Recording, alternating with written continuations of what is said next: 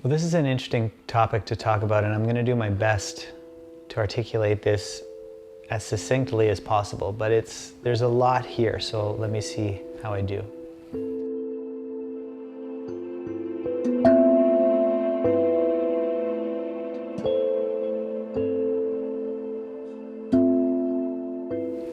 Well, this is an interesting topic to talk about, and I'm going to do my best to articulate this as succinctly as possible, but there's a lot here, so let me see how I do.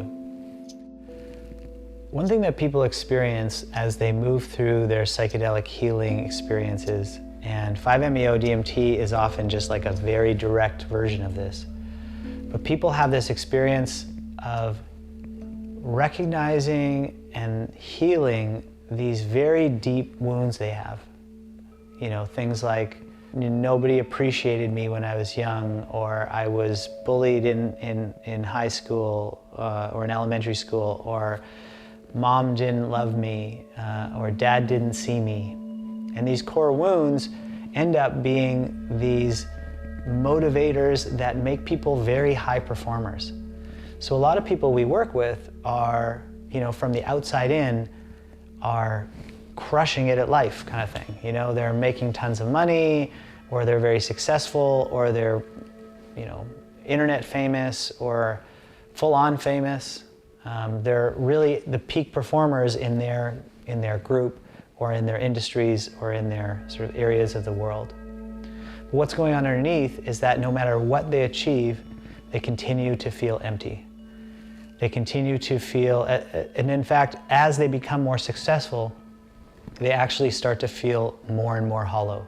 But then you start to move through the psychedelic process and through the healing process, and you start to become aware of those wounds. And then you start to notice when you are acting from a place that is actually the small version of you that just wanted to be seen, so you become an amazing public speaker, or just wanted to be recognized, so you become a super high performer, or was bullied in school, so became a super alpha business person, or whatever the thing is. You start to recognize those patterns, and you also begin the process of healing those core wounds. You no longer have that deep sense of fear that you're not going to be seen, or you no longer have that sense of needing attention in the way you did.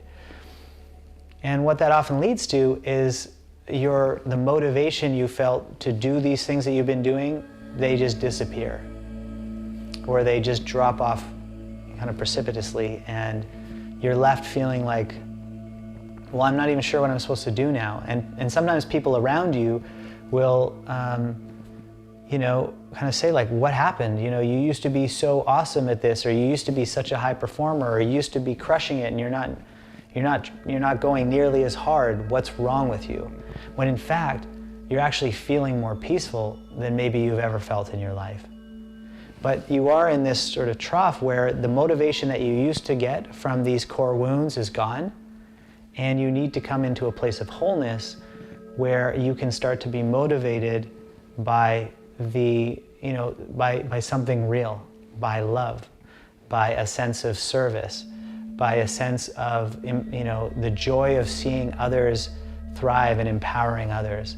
When we do things from a place of wholeness, there isn't this sense of constantly striving for these goals or hitting these targets and never being satisfied. All of that starts to just wash away. You're just moving through the process of letting go of those motivations you had that come from core wounds, and then regaining a sense of motivation that comes from a place of wholeness. And it's a beautiful process, but it's a challenging process, and it can often take time. Sometimes this can take a couple of years. Sometimes this can take, you know, whatever. It's different for everybody. But that's this very interesting process that we see a lot of people go through.